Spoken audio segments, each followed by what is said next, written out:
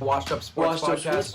Washed Up Sports Podcast. The Washed Up Sports Podcast. What's going on? What's going on? What's going on? What's going on? What's going on? What's going on? What's going on? What's going on? What's going on, guys? What's going on, guys? Welcome back to a Washed Up Sports Podcast. This is episode 43. My name is Evan Klein, and I'm glad to be joined alongside my co-host, Max Lindley. What's going on, people? Welcome back for another edition of Washed Up Sports Podcast. We're on a little hiatus. We're glad to be back. Episode 43 coming at you right now. Absolutely. We are an authentic sports commentary from the perspective of two washed up athletes.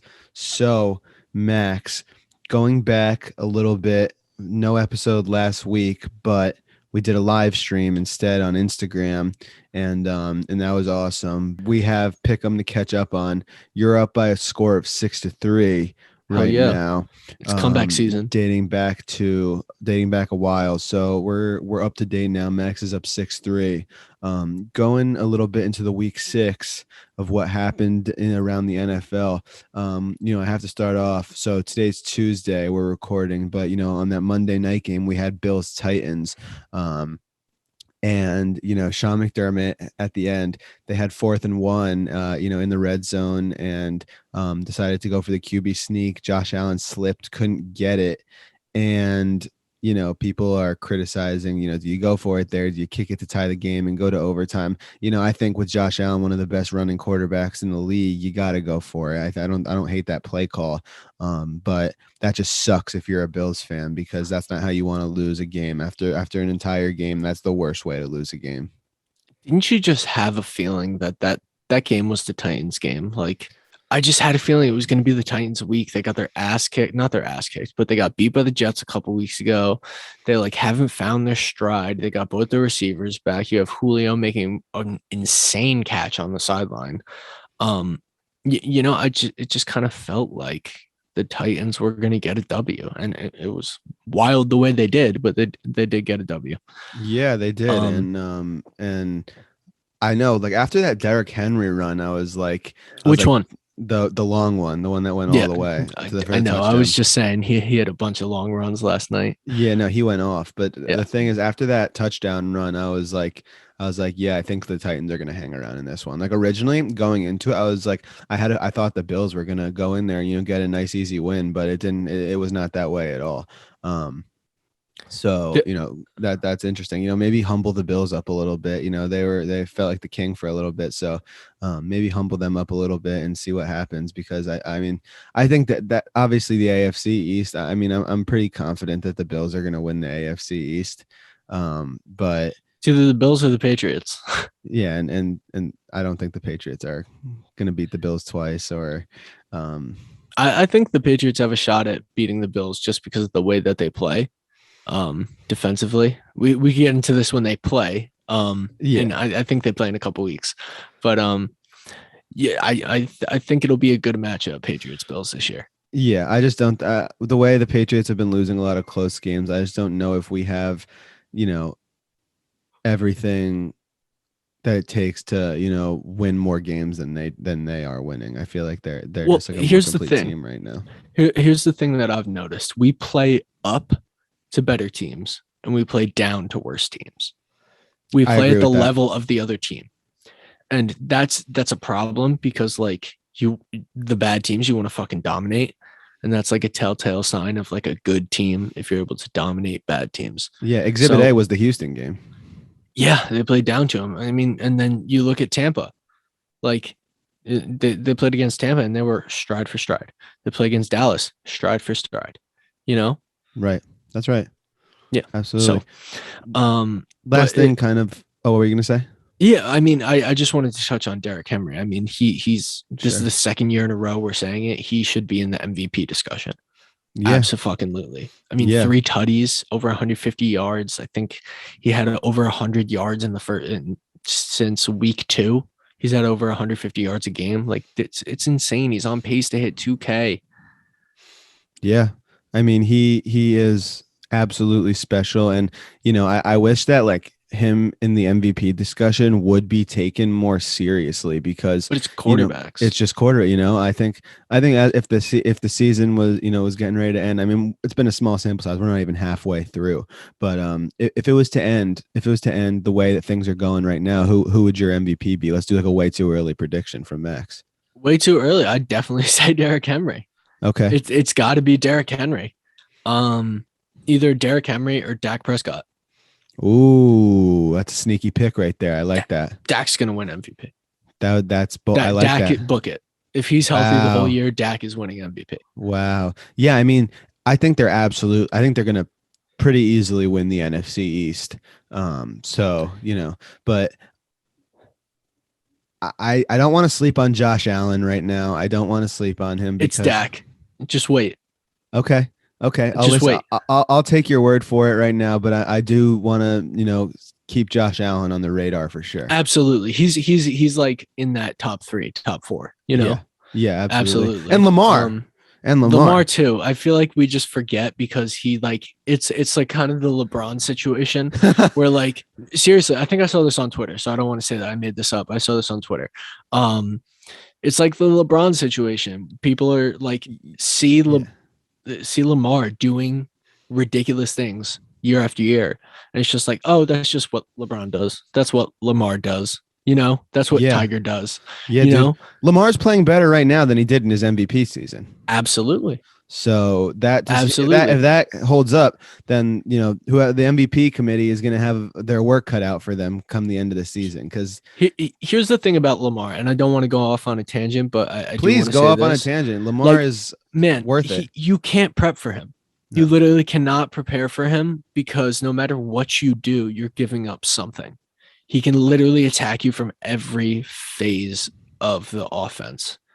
All right. Like you prep for the passing game and you bring a safety over the top. What are they going to do? You have an empty box. They're going to just pound the ball down your throat. You take that safety, make it a strong safety, bring it down. You load the box, try to stop the run. What are they going to do? Hit you with a quick play action pass or just a quick slant because you don't have those guys there because you're loading the box to stop the run. Yeah. You see absolutely. what I mean? Like I do. And then you have Lamar who like at any time, literally any time can just go. So like a pass play can become a 40-yard run play by Lamar just because of the coverage that the defense is in. So they're in man-to-man coverage. Everybody has a man. They're not in zone. Who the fuck is going to tackle Lamar once he gets past those linebackers? Absolutely. And dude, the thing is, for me, it's like J.K. Dobbins not there. Like that would make a huge difference. But like, even with Latavius Murray and Le'Veon Bell, it's like those guys and Devonta Freeman. Yeah, Devonta Freeman had a good game the other day. Yeah, like last week, I know like Latavius and Le'Veon both had 8 carries and both of them scored a touchdown. But it's like when you have the threat of Lamar running the way that like he's so dominant with that, it's like not even an issue to not have a good like star running back or have Dobbins out. It's like not even like a huge worry. So it's like the comparison of like a team like the Patriots. I hate to tie it back, but we're getting into them next, so whatever. It's like the Patriots. If you have a wideout that can spread the field, that literally has the ability, they don't even have to do it every play, but has the ability and makes you bring a safety over, being like, holy shit, we can't leave this guy one-on-one. That opens up the entire playbook. So having a guy like Lamar, who literally the same thing, just running and passing from the quarterback perspective, it's like, holy shit, we can't load the box. We can't have a safety up top. Like it's impossible to play defense. Right. Yeah, no, absolutely. I'm very impressed with what the Ravens have been doing so far. Yeah, I mean, it's been crazy. And the last thing I want to talk about real quick before we just discuss a little bit about the Patriots was the Steelers and Seahawks game, which was crazy. I just want to say TJ Watt is unbelievable. And I'm still all out on the Steelers. Blow that shit up because Ben Roethlisberger has one foot in the freaking grave right now. I think Ben Roethlisberger is absolutely brutal. Like at Steelers this point, are dead. At this point, I'd maybe rather have Dwayne Haskins if I'm the Steelers, put him in instead of Roethlisberger. What's their record right now?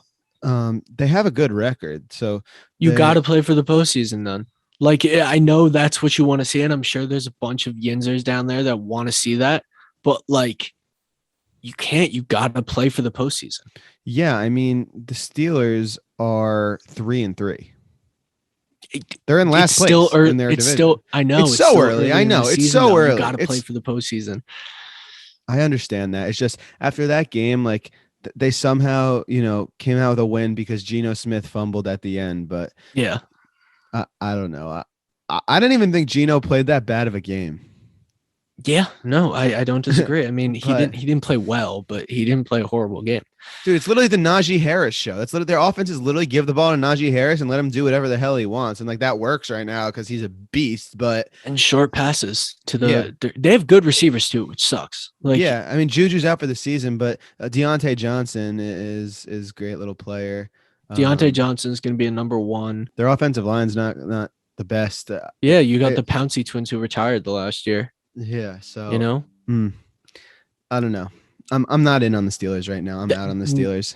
Next year is going to be a bad year for the Pittsburgh Steelers. Yeah, I agree. I mean, when's Ben gonna hang it up, man? I'm hoping next year, just for like Steelers fans. Yeah, dude. Because like you saw guys like Rivers do it at the right time. You know what I mean? I think Rivers did it at the right time, and like all these guys, you see guys who do it at the right time, then you see guys who don't go out like Breeze. I was gonna say Brett Favre. Don't go out like Breeze and Favre throwing like so many picks in your last season and like just not looking like your former self. Yeah, I get that. And I think that's when Brady will hang it up too. Dude, did you see what he said about like? He was like, he said he can play until like 55. I don't buy that shit. Get out of here. He's like, and it won't be at some point, you're gonna just get like fucking your bone just snapped in half. Like it's gonna happen, and you're just gonna be like, oh, I don't want to play football after that. Yeah, he was like, I don't even think it's because of the physical effects. I think it's because of not being able to spend time with my family. So I was like, yeah. Oh my god. No, but, I don't buy that for a second. Yeah. But anyway, is there anything you wanted to go over last before we get into picks? I know we have a couple other things. Let's just get into picks. Just get into picks. Yeah. So week 7 picks, we're going to go. So we're going to talk a little bit about these next games, and we have Bengals versus Ravens as our first game. Max, take us away. I will say Joe Burrow and the Cincinnati Bengals are legit. That they're going to be a force to be reckoned with. They're going to be there in that AFC North. They're going to be fighting for a wild card spot, I believe. Yeah, I agree with that. But as we said before, I mean, Lamar is unstoppable. Think about it this way.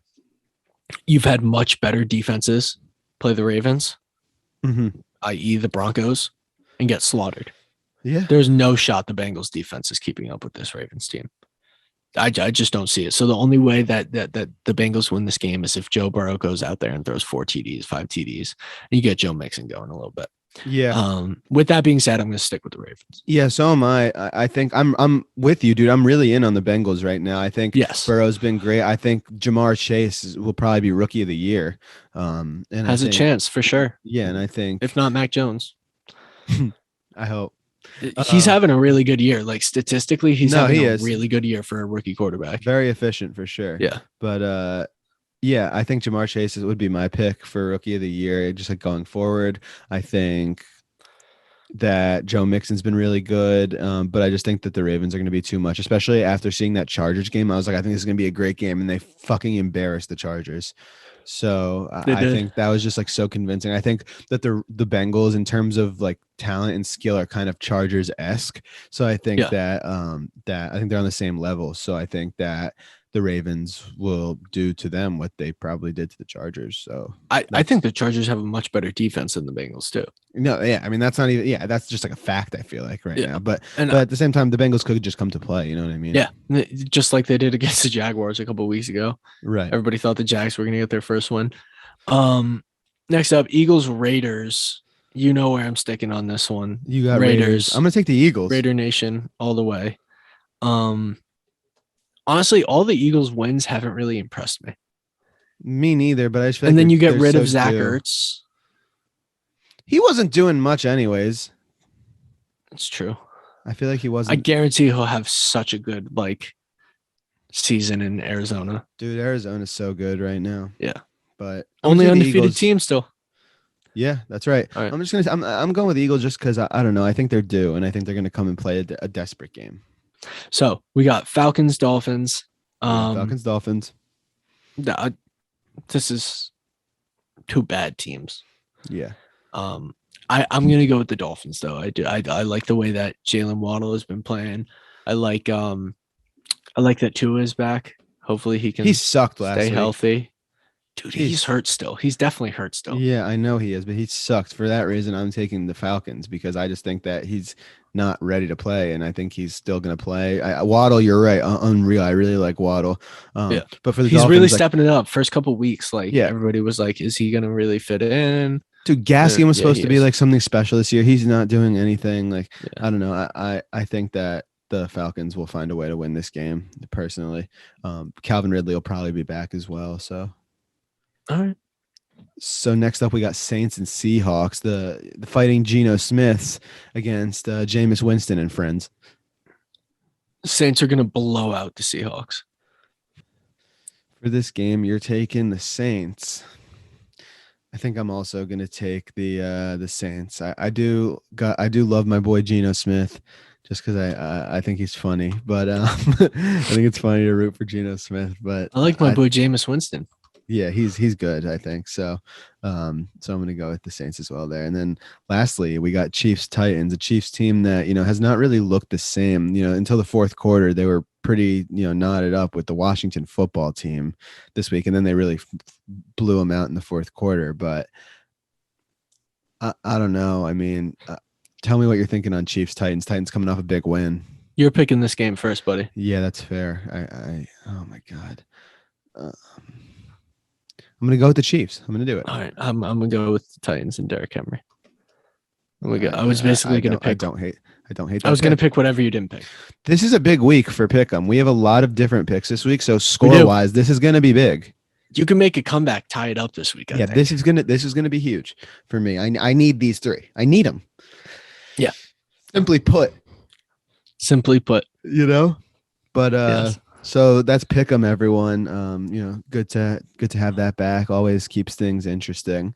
So before we get into our interview today, our interview today is with Andrew Rappleyea. He is class of 2023 tight end at Milton Academy in Massachusetts. A lot of Power 5 offers for college. Got to catch up with him, talk about his season and his recruiting process and everything like that so far. So we're going to get a quick word in from our sponsor before the interview now. Today's episode is brought to you by the Daily Scoop. Daily Scoop is the premier dog walking and pet sitting service in Bergen County, located in Glen Rock. Daily Scoop provides service not only to Glen Rock, but to several surrounding towns as well. They ensure that you are getting the best possible care for your pets while you cannot be with them. From the simple dog walk to daycare, at the Daily Scoop, they have you covered. And if you need to leave town to visit your family or friends for the weekend, have no fear. Daily Scoop offers pet sitting services as well. Inquire for more at www.thedailyscoop.com. That's scoop with a K at www.thedailyscoop.com. Here's Max with their Instagram. Daily Scoop LLC. Check them out. Scoop with a K. We are now happy to be joined by Andrew Rappleyea. He's a tight end for Milton Academy. Andrew, thanks so much for being here today, man.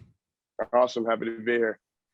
Great. So we're just going to get into a little interview, talk about a few things football related. So, you didn't start high school at Milton Academy. You played your first 2 seasons at Lord's back home near where you're from in Millbrook, New York. Take me back to the beginning of your high school career and then, ultimately what led to you ending up at Milton and why that went down. So I remember going into Lord's, playing for Coach Brian Walsh, pretty well-known guy in the area.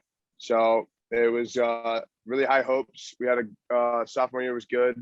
It was a little young group of guys, so we were pretty good, and it was something I knew I really enjoyed playing in that offense and playing at that school. But I kind of started to look around to other schools my sophomore year and looking to prep somewhere, just because of the way my dad went to school. He went to Canterbury after Lord's. And it was always in a plan to go to prep school. So sophomore year passes and COVID happens, obviously. And junior year is up in the air. And so it ends up happening, but by then I'm set. I'm going to Milton Academy, and all my buddies, my friends, they all are happy for me. So when I made that decision, some people weren't in support of it, which I totally understand because, I was leaving, and I like to think that I made a pretty solid impact at Lourdes. So some people weren't happy with that, but it was it was in my best interest to be going to somewhere else. And I still played my junior year. With COVID, everyone on that team knew I wasn't going to be there after that. And we still played hard. It was great. 3 games we got to play. And I'm really grateful for that. I had Lourdes to help me shape into what I am now.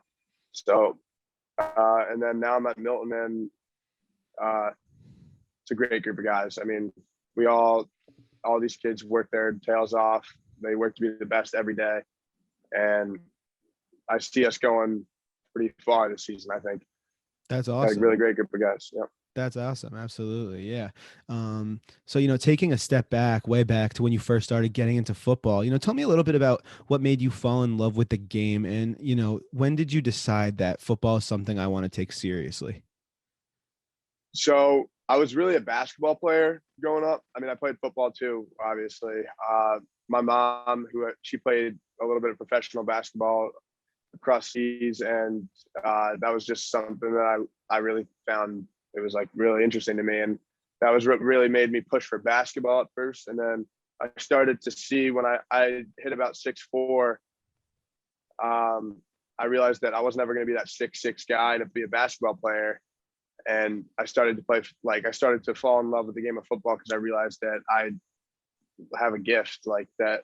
With given the size, not a lot of people get to 6'4", and I mean, given that opportunity, I thought that I could be a pretty solid football player. And it's in my blood too. My dad played football in college, and it was my sophomore year at Lourdes. I wasn't 6'4" yet. I was about 6'2.5", and I was playing tight end, undersized, a smaller kid, but I was doing pretty well. And that was when I started to realize, and my brother who's an athlete at Wake Forest, plays football there. That was something that inspired me too. And then that's when I really started to get into football. But, and then to be quite honest, my junior year with COVID, I never thought of myself as that level of player that I could play Power 5 football. I never really trained like that until my junior year, right before COVID hit. I was like, okay, it's junior year now. You either got to step it up or you're going to miss a shot. And I worked really hard with my buddy, my best friend, Charlie Mullally. I worked really hard with him, and me and him, he's at Petty School doing great now, actually. And me and him, we really worked at it to get to where we wanted to be. And COVID, after that junior COVID year, schools just started to pour in. And it just blew my mind, to be honest. But that's awesome. So now it's different now. I have a mentality where I'm working every day is a grind now, and to get to be as good as I possibly can. So yeah, absolutely, man. So tell me a little bit about, Milton's season so far. You guys are sitting at 5-0, top of the league. Tell me a little bit about what the season's been like, and what's led to this success that you guys are seeing so far. So we're actually 4-0. 4-0. Okay. I missed one. Okay. My mistake. Yeah, no worries. We're 4-0, and we've been playing. The instant change in being at Milton was the level of play. I mean, no disrespect towards Lourdes. It's just being at a prep school league.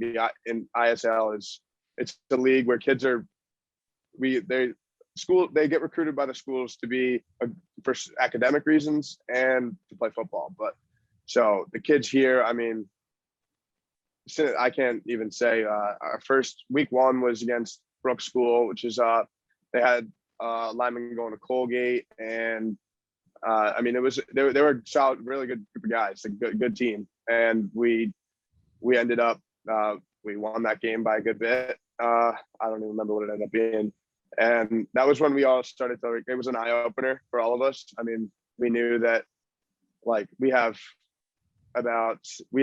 probably 15 kids, close to 15 kids who I can see playing college football, not at all different levels, and that's impressive because I mean, college football at any level is college football, and but I definitely noticed the change in play. I was playing with more kids that I felt like much higher level athletes, and the bond between the team, it was instant. I mean, when I didn't know how it fit, and when I got here, I mean, it was instantaneous. Like we are all getting along great, and on the football field, chemistry was there. My quarterback, Jake Holtzschlag, great guy. Throws a very good quarterback too.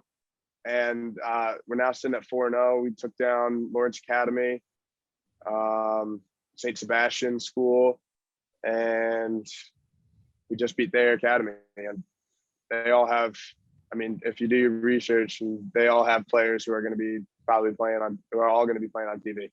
So yeah, it's been great, and I'm hoping we can keep it up. Yeah, we're not slowing down now, right? Yeah. Absolutely, man. So, getting a little bit into the recruiting process. So, tell me so far about how that process has been for you. What's that been like? You mentioned a little earlier about, things were up in the air with your COVID season and everything. Tell me a little bit how maybe that impacted it and, football for you. So yeah, just like get into that a little bit for me. So, I mean, Wake, my first school that had really recruited me was Wake Forest, where my brother, as I said before, plays. Mm-hmm. So Wake Forest is a very good, right now they're 7-0. They're either 6-0 or 7-0. Yeah, newly ranked. I mean, so it was when they started to recruit me. I mean, I was really that was when I saw that things were going to start to hopefully pick up. My recruiting was going to start to. I mean, the way I witnessed I saw how it went down with my brother, and once one came, they just all started to pile up, and not just pile up. I mean, the recruiting just gets hectic.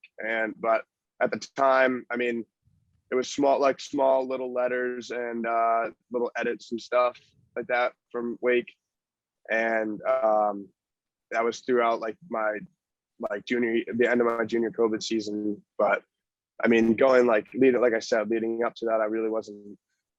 I trained really. I mean, like I said, I trained really hard, but I never really thought of myself that I didn't have that confidence that I was that level of player.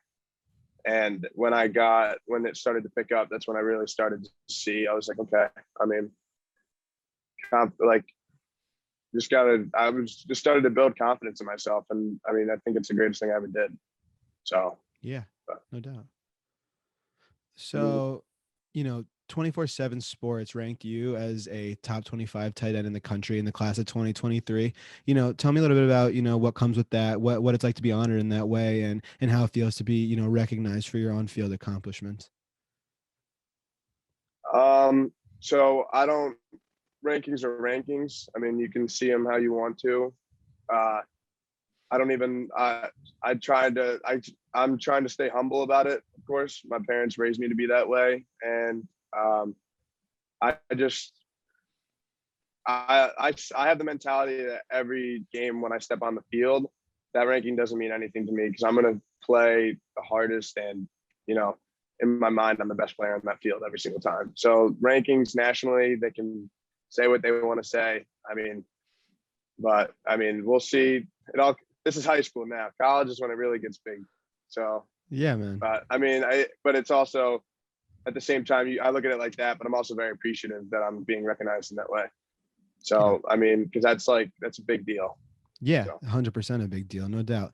So, you were talking a little bit about your brother who, went to Wake Forest. So, he also went to Milton Academy, and you have an offer from Wake Forest. You said they're one of the first to come along. Has your brother helped you through the recruiting process at all? And like having been in that place before, like has there kind of been like a bond there for him, like helping you out with the process? And maybe any family persuasion towards Wake Forest coming from him? Well, for sure. And my mom, my mom played at Virginia too, and that was the second school to follow right after Wake. So, but the relationship with my brother only got stronger since it. I mean, because it was something that me and him had talked about since we were kids. It kind of happened. The same thing happened to him, like early in high school. It clicked that he could make something of himself, and that's when I started to realize that our relationship only got stronger. And I vividly remember when I was on Zoom with the tight ends coach at Wake Forest when I got offered my first scholarship. My brother was right there, and it was like we just hugged him, and it was like we did it, like because he's there, and that's something that I've dreamt of my whole life. I dreamt of it in either basketball or football, but it came in football, and I'm just very appreciative of it. And my family, believe it or not, yeah, they love Wake Forest. They do, but they don't push me in really any direction. They know that the school is going to feel right when I'm there. And so really they're just saying, take my time in my process. I'm setting some official visits. Not yet. I'm going to set up some official visits after this season to really give me an idea of where I want to be. And so they're really open to anything right now. But I can say with confidence that it's going to be somewhere where I'm going to get the most out of school and football. Yeah, absolutely, man. That's what it's all about. Student athlete, right? Yeah. So, I had to ask, as I'm a big Rutgers fan. I'm from New Jersey. So, I had to ask about my boy, Coach Greg Schiano. Tell me a little bit maybe about any conversation you've gotten to have with Coach Schiano. I wanted to get your thoughts on him because, I've heard he's an absolutely electric guy. So Schiano, he's a great dude. I can say that I have a very good relationship with Rutgers going right now. And Coach Schiano's energy is unlike anything I've seen for sure, but especially through the text. But so I get he sends the edits and the stuff like that, and I really appreciate it all. He asks me how I'm doing all the time. We text weekly. I wouldn't say weekly, every other week probably. But yeah, I have a good relationship with Rutgers. Nunzio Campanelli, the tight ends coach there. Yeah, of He's course. a great guy. I'm close with him too. So Rutgers. Schiano's a great dude. I can say that. I've met him three times in person. Sat down in his office, and he just tells me how he envisioned me in that offense. So yeah, absolutely. Rutgers is definitely. Okay, Rutgers. I was just saying Rutgers is at a good place in there right now. Sure. Yeah, absolutely, man. A little story I have about Schiano. So my brother went to Rutgers. My brother graduated from there, and we used to go to some basketball games and stuff. So right before Schiano's first season, returning back to Rutgers football, we were at a basketball game, and at halftime, you see this guy in a suit walking out of the tunnel, and it's Schiano, and he just comes out and he's banging on his chest, and he's like going out there to make a speech to the entire student body about how he's bringing Rutgers football back. He wants to see everyone at the games, and about his plan and everything. He's a crazy dude. So I figured I had to ask you about that because I'm a big fan. Of course, I like what Rutgers is doing too, because everyone knows when Schiano was there, when they were in the Big East, they were ranked highly in the country, and now he's back. So I hope it's for them. For sure. Yeah, absolutely, man. So, I want to ask, you have, your list right now, it's Wake Forest, Rutgers, Kansas, Penn State, Boston College, Temple, Tennessee, Virginia, Ole Miss, Michigan State, Colorado, some really competitive schools in there, and some places that, you can't really go wrong, places that are incredible football, teams and coaches, and I just want to, get a feel for how you feel, just to get recognized by schools like that. How's that feel for you?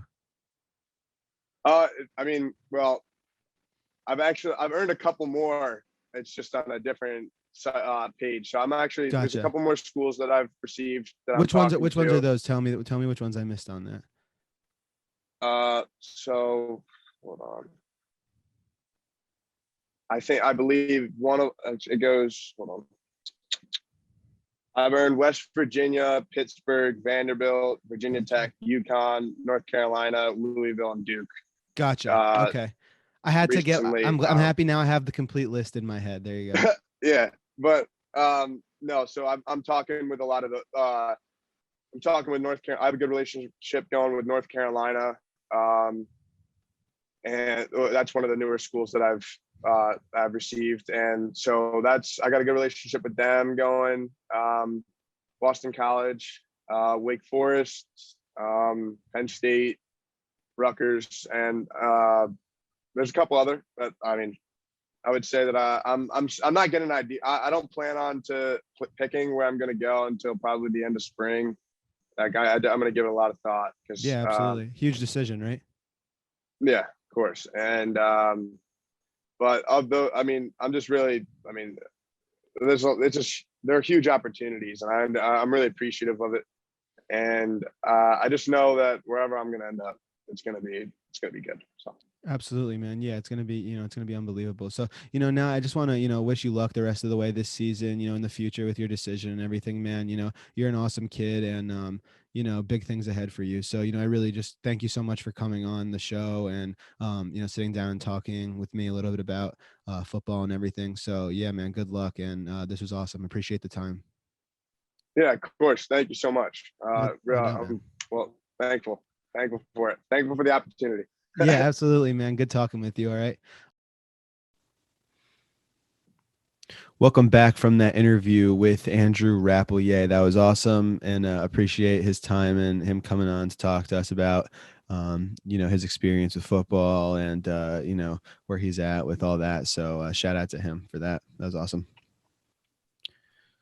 So yeah, absolutely. Now, last segment of the day, Max, we're just going to get into some ALCS, NLCS chatter over here. So I'm be honest. I've been tuned to the ALCS. I've not even paid it. I couldn't tell you who's in the NL. Wow. Okay. It's been great. I know the Dodgers are still in it. Yeah, they are. They're playing the Braves. Okay. Cool. I like the Braves.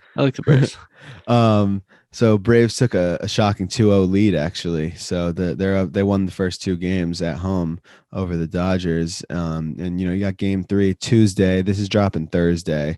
So in Game 3 on Tuesday is going to be in Los Angeles. So by Thursday we'll know what happens. But I just want to discuss the heroes so far and the big walk off on Sunday from Eddie Rosario, which was absolutely incredible. That was so awesome, and it was crazy because Corey Seager made a little bit of an error there, and it's just nuts because he's such a great fielder and someone who's been doing it well for a really long time. So for it to happen like that in the big moment was tough for Seager. But shout out to Eddie Rosario. Also got to give a big shout out to Jock Peterson, who's been pimping home runs as of late, just carrying his team through the NLCS. So that's been awesome. Excited to see where the series goes. The Dodgers aren't going down without a fight for anybody that thought that they were. They're going to win some games at home. It's going to be a series. Braves really need to come out aggressive and, have that pitching, do something. So very interesting there. And then in terms of the ALCS, Red Sox are hitting so well right now. They have 3 grand slams already in this series, which is the most in a playoff series in postseason history. Pitching's coming together right now. There was a tough game 1 loss in Houston, but there's a lot of reason to be optimistic if you're a Red Sox fan, Max. Absolutely. Just to go back to the Braves, dude, what do you do about Acuna if you make it to the finals?